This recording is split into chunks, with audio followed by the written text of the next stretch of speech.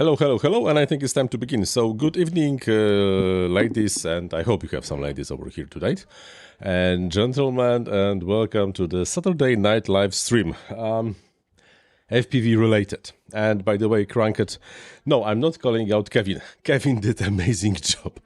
I will be rather commenting on the whole Lynchpin and the Tangential flight as the concept that will save the humanity and will help. By the way, this is a quote. Will help humanity to build a Dyson sphere. But that slightly later, because I have a whole section planned for that thing.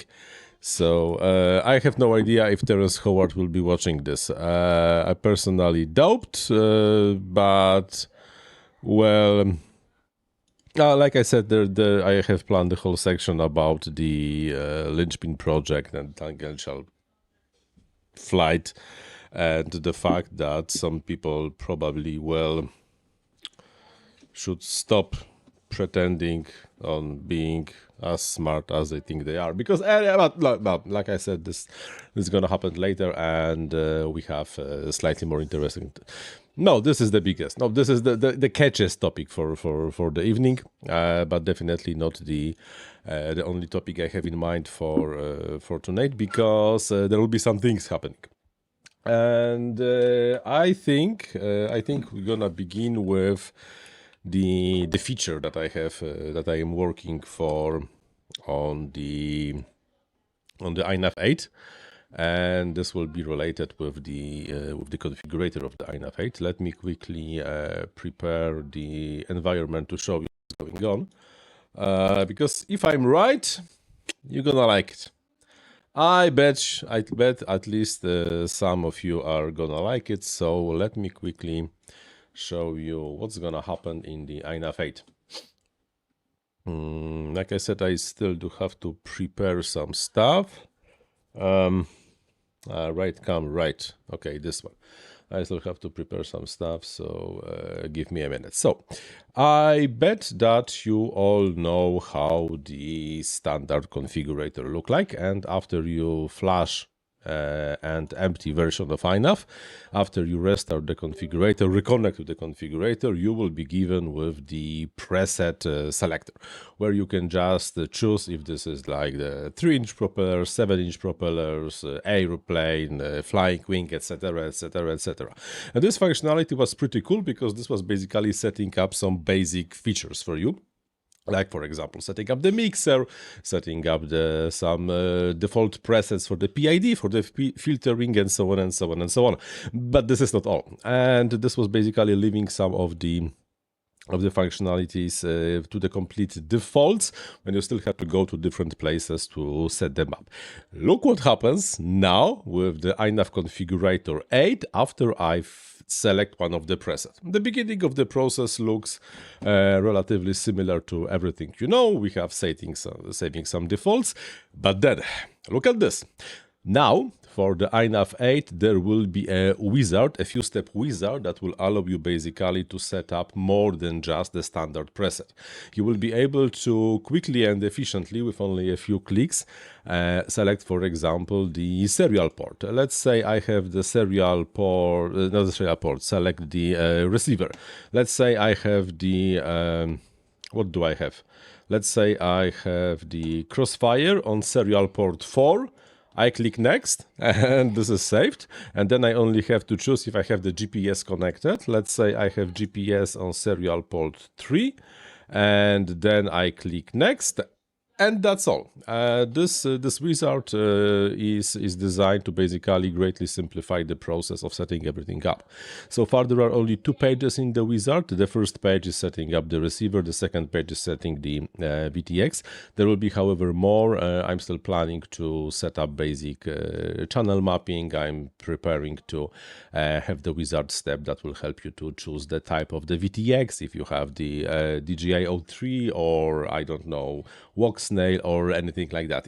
Just to make the process much simpler, so you do not have to go between different tabs. Because, for example, now when you want to set up the DJI-03, you have to go to the OSD to select the type of the OSD type. It's still they're relatively slow, so let's give it a moment.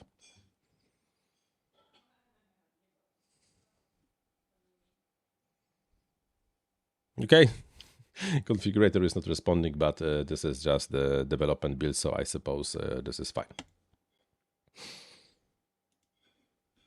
Okay, and the flight controller is connected, so let's reconnect. Okay, so maybe now it will be faster. So if you wanted to have, so for example, if you wanted to have the DJI-03, first you had to go to the DJI-03, select the correct serial port, then go to OSD tab, select one more time the correct functionality over there. And in general, it was just taking a lot of time.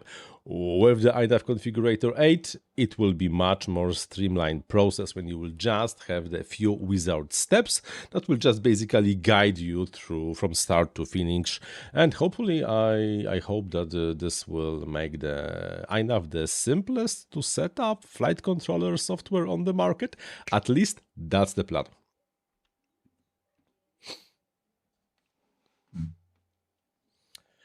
So, what do you think about the wizard? Maybe we can even run a quick poll.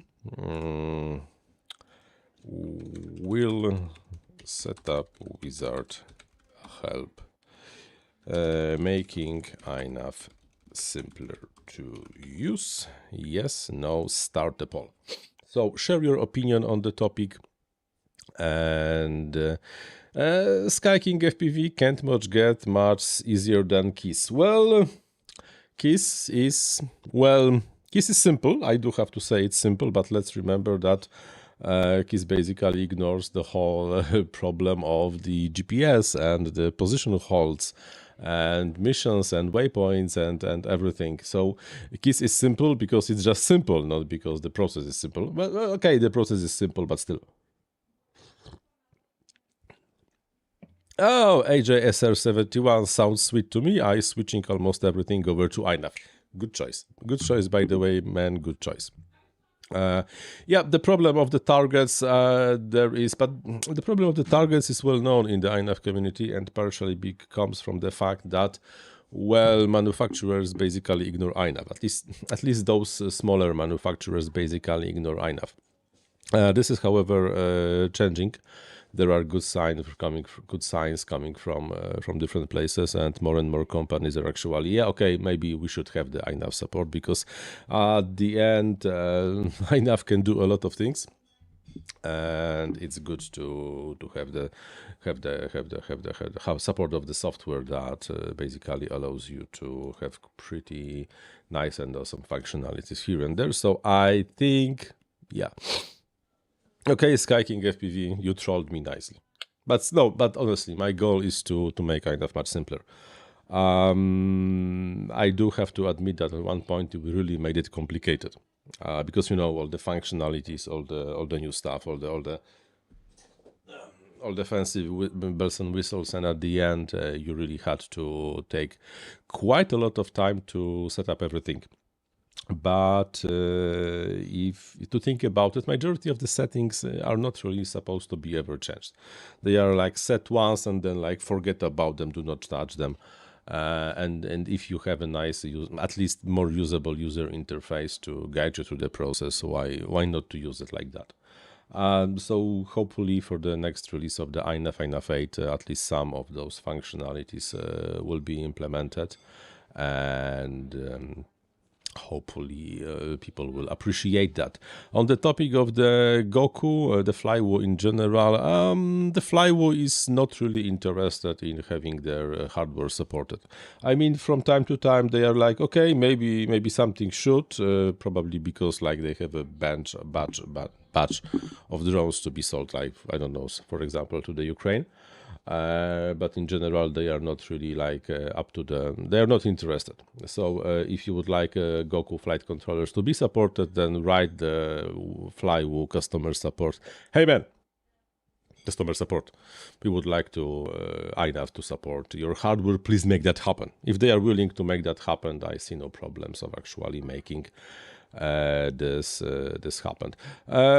Sky King FPV been setting up my first Inav wings in the last week. It's pretty straightforward. Yeah, it is straightforward. Definitely more straightforward than setting them up on the Ardu Pilot or even setting them up on the Betaflight.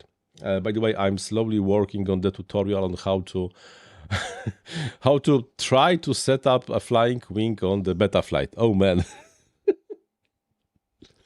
Oh man, this is a complicated process. Oh, people will suffer when they will try to connect Betaflight to set up Betaflight on the flying wing. It's possible. Yeah, okay, yeah, it's technically possible. But man, there are so many things that you have to do to even attach, to even connect servos. And people complain that Inav is complicated. Man, you know nothing about complicated software until you start to set up Betaflight on the flying wing. Oh, that's like completely. Morton, maybe, but not this time, because I wanted to see a nice number of 100% in the beginning. So that's it. But okay. I gathered you over here for a slightly different purpose. I don't know if you remember, but something like 4 years ago, there was small drama in the RC and FPV community. It all started, I think, in the late 2020. We had the middle of the pandemic with the live stream on the Joshua Bardwell's channel when the Hollywood actor Terrance Howard joined the stream and started and announced that he's making a competition for building a Lynchpin, whatever the name, a Lynchpin drone, and the competition. The prize that could be won over there was, I think, $25,000. If you can make a drone that consists of the 6 planes in a very specific shape, and it has to be able to rotate in any direction, translate, flight, and so on and so on. This first part was absolutely fine. Then came the strange part of the stream when Terrance Howard started to explain how the Lynchpin is the key to unravel the mysteries of the universe because of the shape, sounds, and crap like that. This got strange, honestly, very, very strange. And if you could observe the face of the Joshua Bardwell once the stream continued and the Terrance Howard and his friends were explaining how the universe works, it was oh, what the hell is actually happening over there? But it was the fact. There was this project, the money was real, and few people decided to build the Lynchpin drone. And actually a few people did. For example, the guy that stood behind the EmuFlash, Kevin, aka quickflash, actually implemented that. He modified the mixer of the EmuFlight, made this thing fly, and participated in the competition and got actually paid $25,000. So fantastic, outstanding. This was just magically great, and we all went homes, and everybody basically forgot about the Lynchpin. Of course, after the drama settled, and some people stopped being offended because some people got offended in the process. Oh, I even recorded a video how this whole competition is nothing harmful, because okay, it's a drone, it's fine, nobody is offending the community, everything is good and everything should be fine. 4 years passed. What's interesting, this video was still getting some of the traction when, for example, Terrance Howard, my video about the whole situation from 2020, by the way, when Terrance Howard 2 years ago was in Uganda or something and announced that he has this amazing hydrogen technology. There was a spike in the views of my videos. Then the video died again, and now 2 weeks ago sometime after Terrance Howard was on Joe Rogan Experience podcast and started to explain his magical science left and right, there was one more time a huge spike of the interest in the topic of the Terrance Howard and his, let's say, controversial opinions on the on different scientific topics. And one more time, my video about the Lynchpin project got quite a lot of traction on the internet, and I think currently is the most watched in the last month video on my channel, which is daily getting like a few hundred views at least. So that's that. What's the outcome of that? The outcome of that is that, well, you never really know when your video might get traction again. And second of that is that if you want to, drones can deliver magical things. Like, for example, this whole Lynchpin project. Whoever seen an like a drone like that? 6 motors oriented in a very strange configuration that can rotate in any direction and translate in any direction. Pretty cool stuff that, if implemented correctly, I bet can be a very nice experience and does deliver a very nice flight left and right. Of course, you still need something like a special controller that will allow you to do all the translations this thing offers, but still pretty amazing example of how powerful the drone technology can be. Because the Kevin, did it, won the money, he used the open source software, plus his some extra knowledge and the dynamic mixer to pull this thing off, and it was amazing. Period.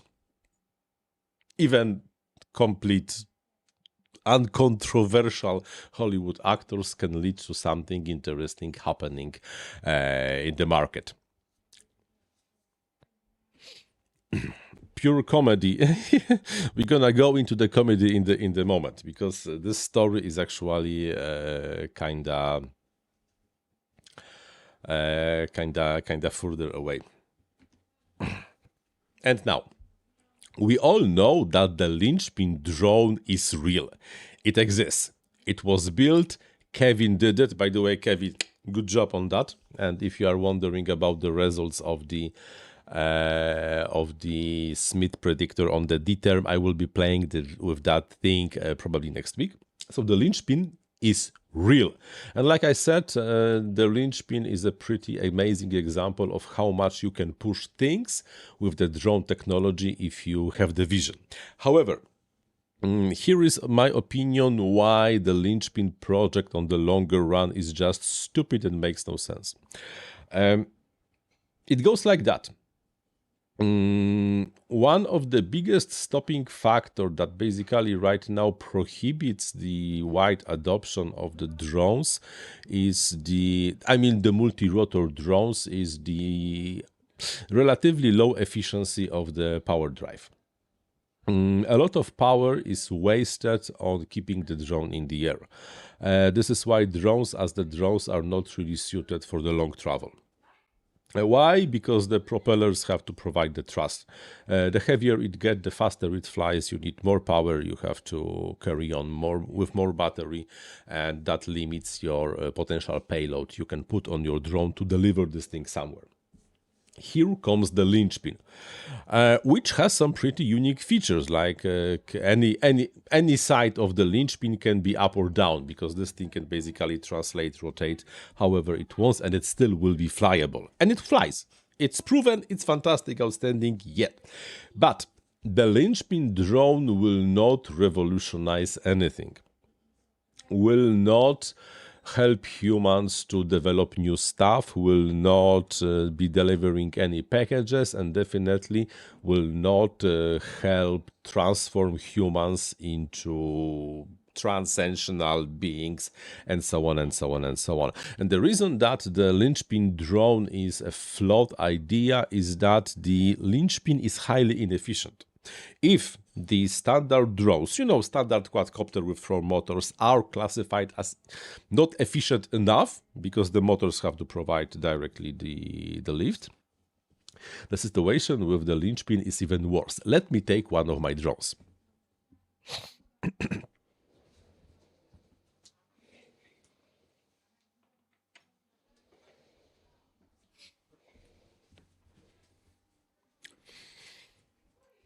So that's the standard quadcopter multi-rotor drone. It has 4 motors, and the 4 motors are providing the thrust like that. If we tilt the drone like that, the thrust vector is directed like that, so some part is used to keep the drone in the air and some to propel this thing forward. And if we concentrate only on the hover configuration, when this thing is flat with the air, then all the thrust from all the motors is directed directly downwards and basically keeps the drone in the air. In case of the Lynchpin drone, it's no longer true because the motors are not parallel to each other. If you look at the configuration of the Lynchpin, the 3 downward facing motors are 120 degrees apart. That means there is a 30 degrees difference between every 3 motors that are close to each other. That means that some of the thrust that in case of the inefficient, and we all agree that this is inefficient drones, is able to be directed to counteract the gravity. In case of the Lynchpin, the vectors are directed like this. So approximately 20 to 30% of the thrust is wasted only because the motors are not parallel to each other. This means that some of the thrust generated by the motor, it's really like absorbed only to the structure of the whole thing. So even if you have 3 motors, you do not have like 3 times the thrust of each of the motor to keep this thing in the air. But what's even worse than that, this thing has at least 3 more motors. There are 6 motors in total. But in any of the configurations, the 3 top motors that are not facing downwards are a dead weight. They do not participate in any way in providing the lift that keeps the drone in the air or help the Lynchpin drone to carry any payload. This is just a dead weight. You have 3 motors in an inefficient configuration that keep the string in the air, and the other 3 motors that are only like hanging there, 3 or more, 3 extra motors that are just hanging there and doing absolutely nothing. So not only the drone has inefficient thrust configuration, it also carries twice as many motors that it needs to be airborne, plus the ESCs, plus the structure that keep this thing around, and all the additional factors. That means it will fly, yeah, sure, fantastic, outstanding, but it will eat the battery, it will the energy source much faster than the standard quadcopter counterpart. And one of the reasons that we are not using drones as much as we could is just the energy efficiency. You will need huge batteries to carry any useful load with the Lynchpin. And that's the main reason the Lynchpin drone will not save the world. By the way, one of the most absurd opinions I've read as one of the comments on my videos from almost 4 years ago about the Lynchpin is that the Lynchpin will help us to build the Dyson spheres. I'm sorry, but the fuck how? I don't get it. Like, no, it won't. This thing ain't gonna happen, so it's just stupidity. So while in this case, the slightly delusional Hollywood actor Terrance Howard had a very interesting idea that was implemented, and in fact, we have a proof that it's really working. Besides that, it's just a very interesting idea that will not have practical implications at all, because it's just not good enough. Why to have a fancy drone when it lifts less weight comparing to the power than it really has? So that's the reason that this thing is not really going anywhere.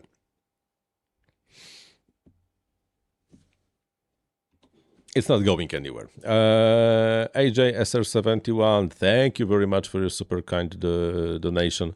That's super nice of you, and will help me to create more interesting content for you guys. But okay. Should we talk more about the Lynchpin? No, let's make a short break from the Lynchpin, because how much you can talk about one topic all the time. Now, slightly different topic about the Inav 8. Yes, Inav 8, definitely Inav 8. The next version of the Inav 8 will have a completely new feature for you, because starting from basically this week, we allow you to use the nightly build of the Inav configurator and the Inav itself. If you go to the GitHub repository called the Inav configurator nightly, you will see that this repository of course exists, and in the releases every day we are publishing the nightly build of the configurator. If you would like to try the latest version of the Inav configurator, for example, for any of the platforms, we have Linux, we have Windows, we have even Mac OS, but not signed. This is very important, it's not signed, so you will have to make your own changes over there. You can just download the nightly build of the Inav configurator, and then inside of the nightly builds of the Inav configurator, you can also download and flash the nightly build of the Inav firmware itself.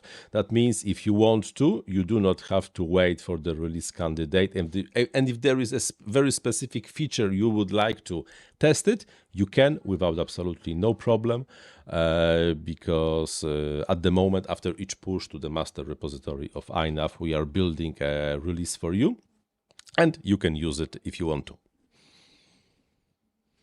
Let me quickly check something.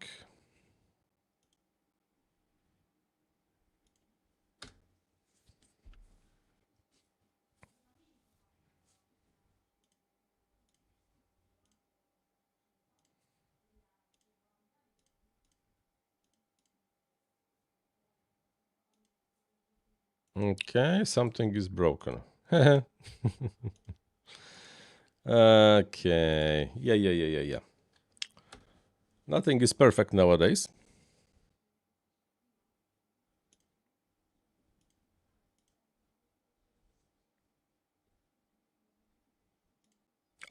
No.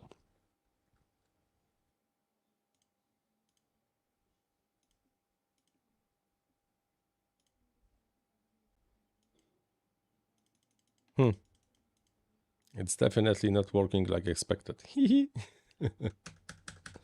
Okay, this is something that we will have to fix. And this is one of the reasons you probably should not always flash the nightly builds of anything, because it just might not be working like expected. So now, if we show, okay, it's broken. I will not be showing this to you anymore. This is something that definitely we will have to build. Good thing it's only on the nightly, so nobody will really notice that. But yeah. Okay, this is really interesting. Why this thing is broken? It should not be broken. You can connect, okay, but if we go into the firmware flasher, okay, there are some errors over here. There are definitely some errors, so and it tries to connect. What the fuck? Okay, we will have to fix that.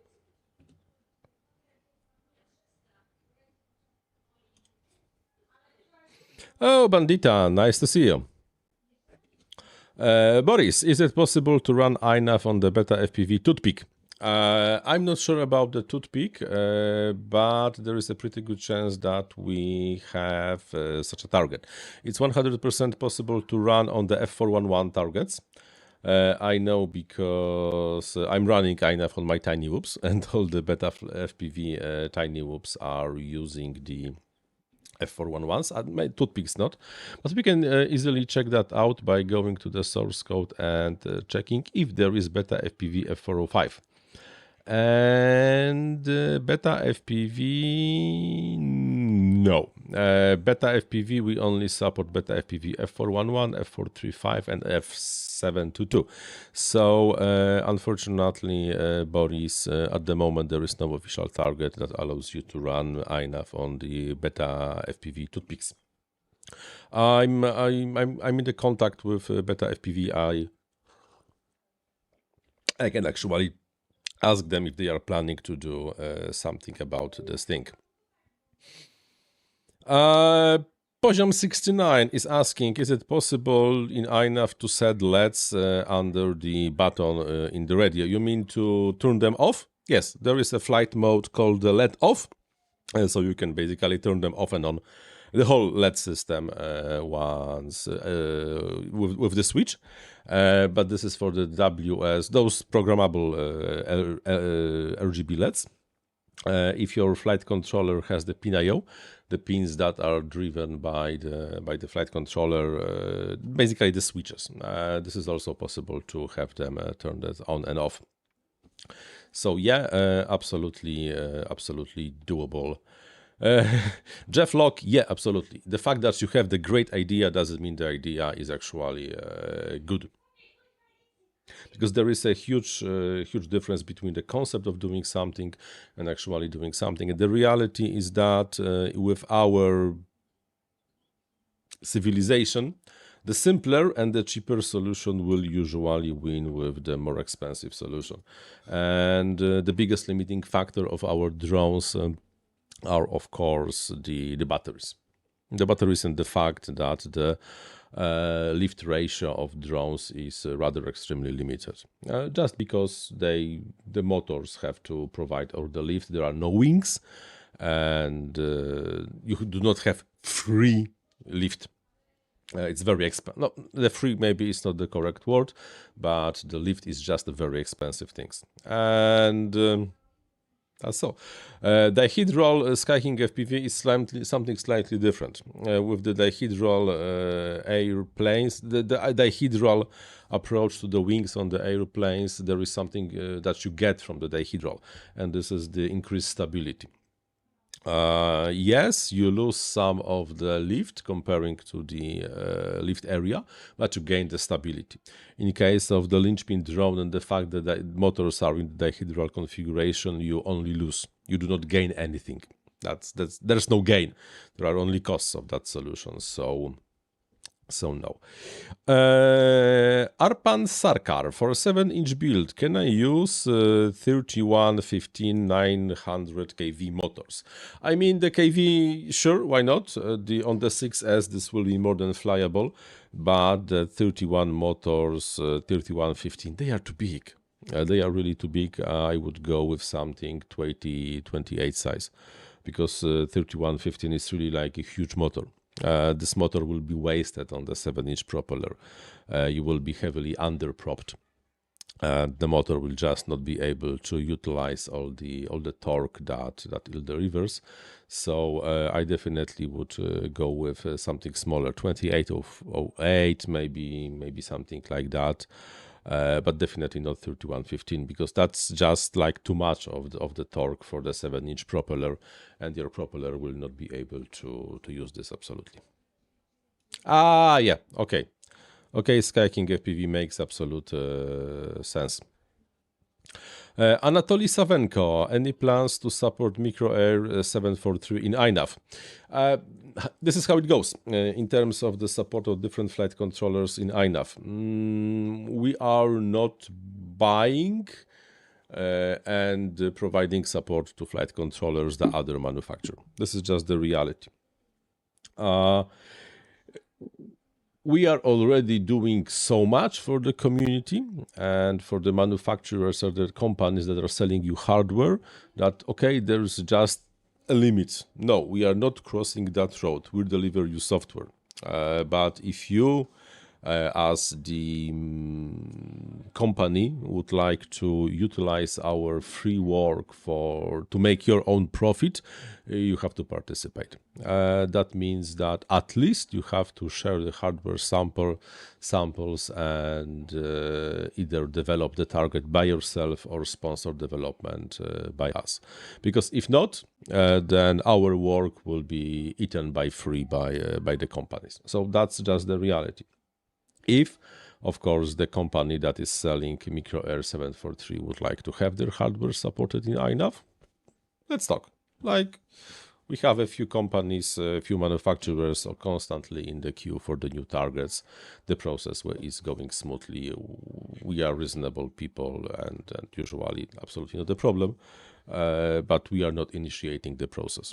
Let's just say that the software grew enough that we can also start demanding something, and providing hardware samples and being interested in is the minimum that the companies can do to make their products better.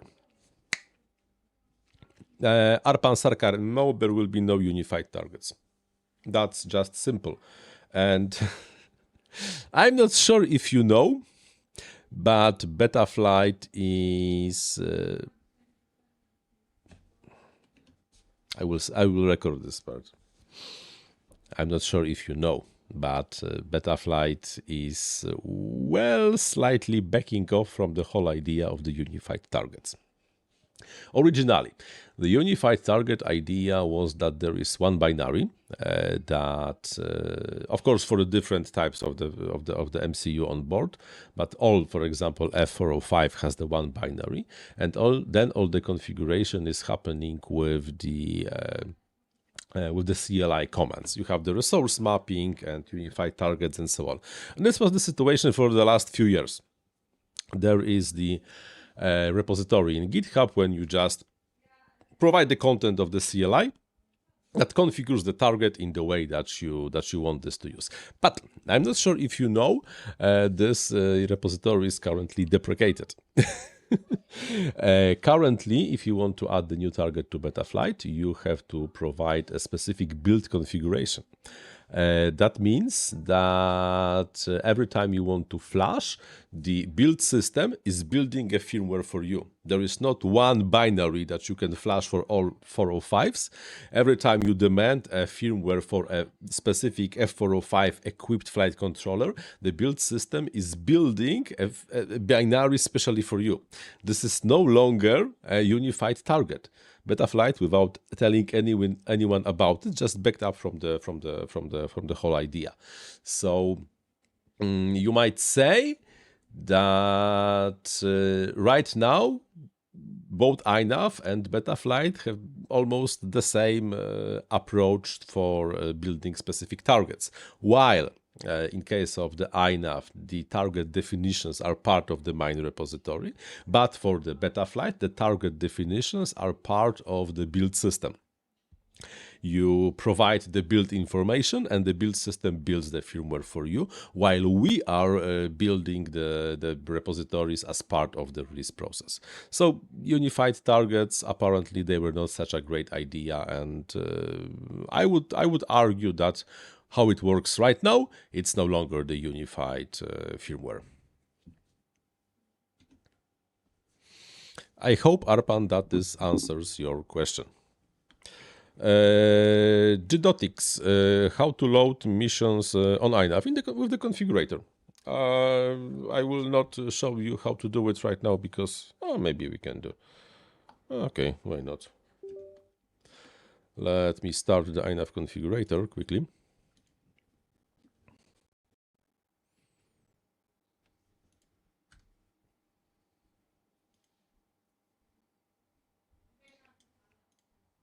Okay, once you connect over here and once we go into the mission planner, where's the mission planner? Mission control, sorry. If we go to the mission control, there are load the mission file. It's not working. Oh no, it's working. It's only opened on the different screen. you select the mission file, upload this to the flight controller, and so on and so on and so on. Or you can just plan your own mission and hit the save mission to FC button, which basically does the same. And then there is also only a question of activation of the mission once you are armed and airborne. Easy peasy. I think there are a lot of tutorials on the internet with how exactly to do it.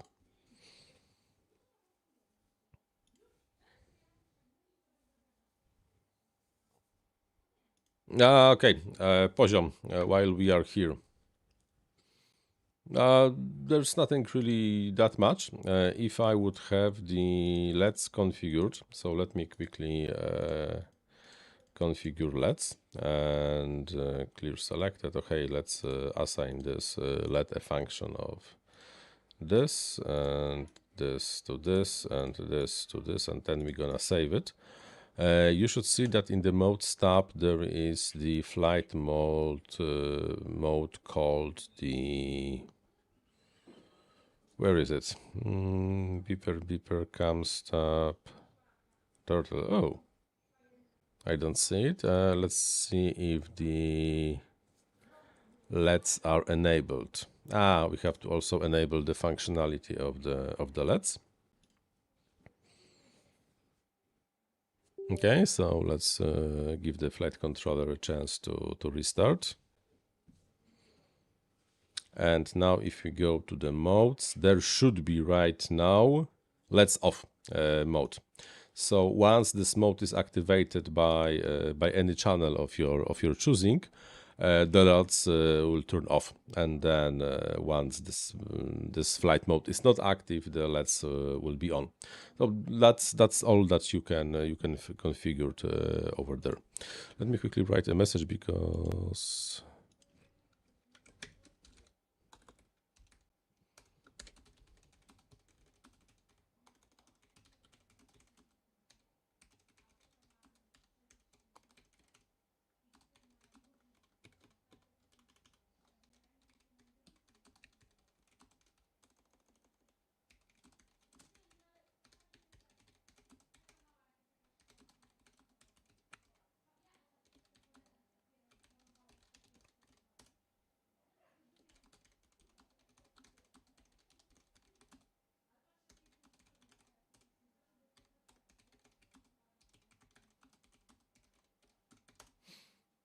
okay, so that's that. Andik, is there a realistic chance to build my own Inav 8 target for F411 FC? I'm little unhappy that the end of the road for my Matek F411 F4SC. Okay, yes, you can build it yourself. With the Inav 8, we are not removing the build option for the F411s. That means that all the definitions in the code stays, but we will not release F411s officially as part of Inav. However, yes, you can build it yourself. We have a documentation of how to do it. There is the master docs development information how to build on different environments. If you are on Windows, the suggestion is to use building Windows 10 or 11 with Linux subsystem. Everything you have to do to build on Windows is over here. Very specific instructions. You can use Docker, FreeBSD, Gitpod, Linux, Vagrant, macOS, anything basically you want, because our instruction manual on how to be building Inav is, I think, quite good. There are even instructions of how to set up Visual Studio Code for the process. So. Arpan Sarkar, how did I enable the developer console in the NW app? This is not the NW app. Inav 8 is no longer using the NW.js. We are using Electron. And with the Electron, if you debug this, I just have to hit F5 on my Visual Studio Code. The DevTools open the fully automatically. Yes, Inav 7 is using the NW.js, but for the Inav 8, we will be using the how it's called. We will be using the I forgot, Electron. It's still work in progress, but you will see how it goes. Poziom 69, Go Film 20 with Inav. Honestly, I have no time. Go Film 20 is over there, but I have no time to work on this on the moment. But there's a pretty good chance that this will be one of the next things I will be working on. There are some things that are happening at the moment. I can show you what kinds of the things, because how to let me give me a second.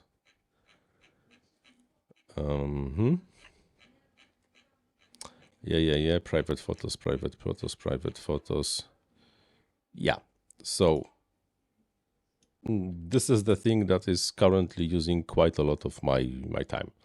I'm kinda like I'm the investor in building a house. So that's not that I'm doing this with my own hands, but it's crazy how much of my time this teeny tiny investments of building a house actually is using at the moment. So that's just the reality. Okie dokie. So the other topics I had over there, because I have a few topics prepared for today. So the wizard, we already spoke about the wizard, and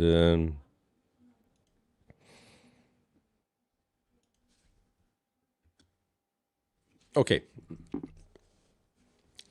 One of the questions I'm getting from time to time from my viewers is why, when testing the drone built with Inav on the workbench, when the person, the pilot, is setting up everything on the workbench without the propellers connected, one of the motors, or actually two of the motors, are always spinning up without any input of the pilot, not touching any of the sticks, and the drone is just spinning faster and faster, trying to take off. Is this a bug? No, it's not a bug. It's expected to work like that. This is the controller, the PID controller. Excuse me for a second.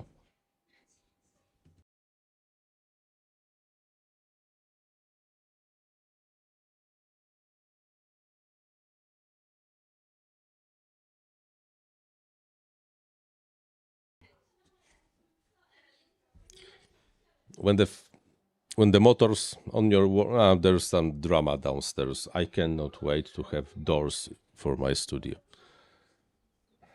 Last 15 years I have no doors. Do you have any idea how irritating it is to live with your family under one roof and do not have any doors? It's like, fuck, we do not appreciate amazing things unless we really get them. Doors. Simple stuff. Doors. I would like to have some. Okay. One more time. One of the questions I'm getting from my users is why, when the drone is tested on the workbench without any propellers connected, the motors are spinning up. Is this a bug? No, it's not a bug. It's supposed to work like that. This is the example of the flight controller, PID controller, or to be more precise, the item controller doing its thing. When you have propellers on the motors and everything is configured in the air, there is a feedback loop. Once something goes with the gyro, it's rotating to one direction, the flight controller is able to compute the error, adjust the output of the motors to spin them up or slow them down, and this will of course affect how the drone behaves in the air. So when the drone is airborne with the propellers installed, the flight controller has the full feedback loop. What flight controller and the PID controller does affects the reality. When you remove the propellers and just put the drone on your workbench, the feedback loop is broken. The input and the output are completely disconnected from the physics. If there is even a slightest error recorded by the gyroscope, because let's say the drone is not perfectly flat, but like that, flight controller will of course start to fix the problem. It will try to spin the motors on the right side so that it levels up. But because there are no propellers, the fact that the motors on this side are spinning faster is not really influencing the drone in the real time because there is no propellers. That means that with time, error is constantly growing and growing and growing, and the flight controller tries to counteract this growing error by spinning up the propellers and the motors even more and more. But of course, there are no propellers, so the error will grow, and as the result, quite soon, one side of the drone motors on that side will basically go into the full power, while the other are off. So this is not the bug. This is just the reality of how the control loop works. And if you do not have propellers on the motor, this is 100% expected to happen. And the only way to fix it is to put on propellers and go flying. And by the way, a comment from my side, testing flight controller behavior on the workbench without the propellers installed leads to basically nothing. What you can really test on the workbench is, are the motors rotating in the correct direction? And is the orientation of the drone correct? That means in the configurator, if the image of the drone is moving in the same direction as the model in the real life. And that's all. If you want to test anything more without propellers on the workbench, you will fail, because without the feedback loop between the flight controller and the reality and the motors and the physics, and then to the gyro, you're not really testing anything and will not really get any useful results. I need doors. Oh, yeah.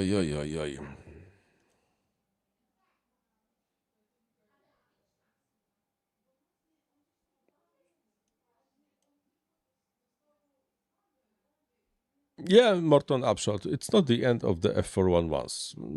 And for the next year or so, you still will be able to get the firmware. But us, as the Inav, will not be delivering you the firmware. You will have to build it by yourself. And the reality is just simple. The F411s do not have enough of the flight controller, to serial ports to have all the useful features that modern flight controllers require. That's just the reality. They are slow, little flash, no serial ports.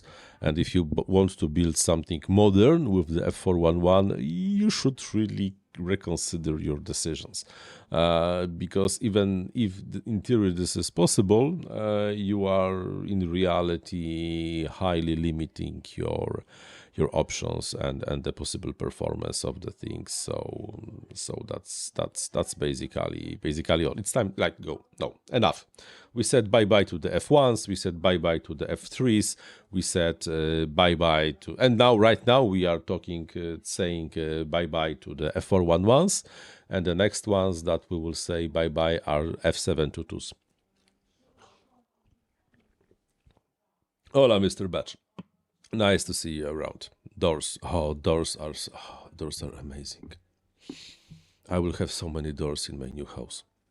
Like, between me and the rest of the living space in the house, there will be 25 centimeters of concrete and at least 2 sets of doors. It will be amazing, and I will make the walls. My workspace will be in the attic. I will make the walls soundproof. And the doors will be like a beefy doors. I love my family, but man, not having doors is like such a. You start to appreciate good stuff once you don't have them anymore. Because once we moved to this apartment over here, like 15 years ago, it was only my wife, me, the older daughter. She was back then, I don't know, 1 year old. This was like the 2-bedroom apartment, and we are like, whoa, this is so nice, so big, fantastic view. Yeah, let's live here. It will be great. But we are not really thinking about the future. And very quickly we discovered that, well, this apartment, while this is a big apartment, this is more than 100 square meters of the living space, not on the floor, because on the floor is like 120 meters. But this apartment was really not built for the family, because downstairs We have the living room, which is like 40 square meters in total, but not half, but some of the space is taken by the doors, but the stairs that leads to the attic, and there was one bedroom downstairs, and there was a wardrobe and a very big bathroom. It was fine for the first year when the daughter was still sleeping in the same room as we were sleeping. But then when we wanted to give her a room, but when we will sleep here, there, so at the end we converted an apartment that was one bedroom and one living room plus the attic over here to two bedrooms, one bathroom, one living room, and the space over here. But still, there's not enough doors. We have only 4 doors everywhere. Not enough doors. Doors are amazing. Doors are just bloody amazing. And you never mind. I went kinda too far. Molten Upshot. Do we see much of the future for F435? At the moment, I would have to say that the situation with the Arteritech F435 is something like it's not looking very good. The biggest reason to go with the F435 was that there was a problem with sourcing of STM32s. This was the middle of the microchip crisis. Nobody had any hardware on hand. Buying something was basically impossible. The prices, if available, were crazy high. But the situation in the last year or so dramatically improved. Yes, like a year ago, it was still cheaper to source Arteritech 32 than to STM32. But nowadays, the prices on the STM32s went down. You can one more time buy them. People somehow never got the argument that the F435 Arteritechs are like better, because they are not better, they are just the equivalent. And as the reality, I do not really see much of the initiative in terms of the manufacturers to go with Arteritechs. Is it good? Is it bad? Hard to tell, but probably the price difference between the Arteritechs and the STM32s is not as high as it used to be. And EmuFlight, from the big manufacturers, I think on the EmuFlight is making some of them, but even they are not switched everything to the Arteritechs. Only some. However, the GeForce, I know that relatively soon some more of the STM32 G4 will appear as the direct competition to the F411 flight controllers. Betaflight supports GeForce. We in Inav will not be supporting GeForce, by the way, mainly because of the fact that they are closer to F411s than F405s or F722s, and that means that they are just small and wimpy flight controllers that are not suited for the navigation and other fancy features that Inav offers to you. So that's that. Mr. Batch, know exactly what you are talking about. We are 5 on 100 square meters. Yeah, in terms of the area, it's fine. Okay, get every person its own room with the doors, and it's fine. Even the small room with the doors. I grew up with the apartment of 4 rooms and 65 square meters. So the rooms were small, okay, I admit it, but still, it was fine. But here, this bloody apartment is so hard to set everything up that there's so much wasted space. And even let's say if you wanted to convert the big living room into 2 smaller rooms, one of those rooms would be teeny tiny because there are stairs to this attic, and it doesn't make sense. In theory, we could convert the kitchen to the room, but then moving all the installations to the other side of the apartment. No. Let's build a house. Let's build a house. This will be much better. We will have much more of the control of what's going on.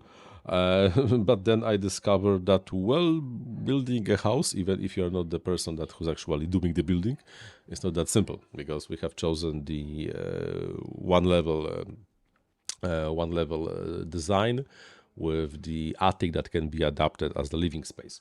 Turns out there is a difference between the house that was designed as two-level house with something that can be adapted. Like, for example, if you would like to have the bathroom on the attic, there are very limited places where you can actually put the bathroom if you have not thought about this thing when the foundation were still built, because like the sewage, like you have to have relatively big pipes for the sewage, and if like there is a pipe like on this side of the house, you cannot just move the bathroom to the other side of the house, because there has to be a slope on the sewage pipes, and like yeah, we spent like way too much time trying to figure out how to incorporate a bathroom into the possibilities that we had, and at the end we are like, yeah, it will be teeny tiny. There's a lot of just wasted space because of the fact that there is not possible to easily adapt this thing to what we wanted. So yeah, hopefully next year I will be streaming from my house. Hopefully. There's still shitload of work, and the budget is not like made from the rubber. So this summer I will have to do quite a lot of by myself, because the money, like always, is running low. And oh man, this is so fucking expensive.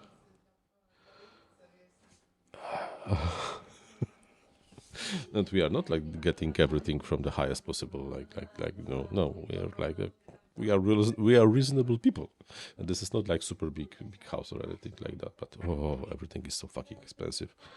Like like the heating in total, heating will cost me more than a good car, only the heating. Like, fuck. I was never really expecting that this thing will be so expensive. And we are Northern Europe, so we have to have heating, because without the heating we would freeze to death. Like, wow. But I have a heat pump. I can show you my heat pump. This thing is bloody. My heat pump. Huh. Interesting. I can show you my heat pump. It's bloody fantastic. Heat pumps are bloody amazing. Let me show you my heat pump.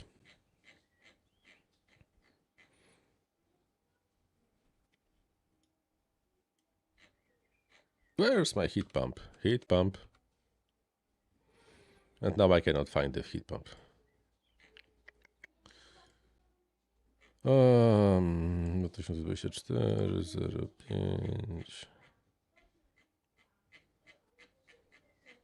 Heat pump. Come to papa.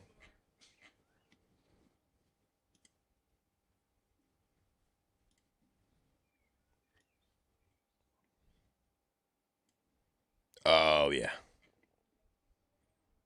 No, but I want a picture of the heat pump that is installed.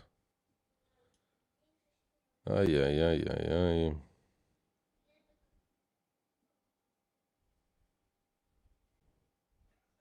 Okay, you will not see my heat pump, because it's just a heat pump. It's huge and more expensive than my car.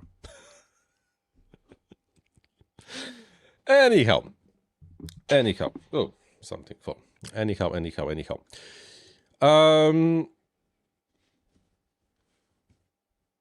Anatoly Savenko. No, actually, I'm not planning any specific features for the FPV. I'm only like planning a big man cave with the option to have the real studio capabilities, and a separate desk for like computer work and the soldering, and a separate space for the printer, because and the separate server room and stuff like that, because I'm mainly a software developer.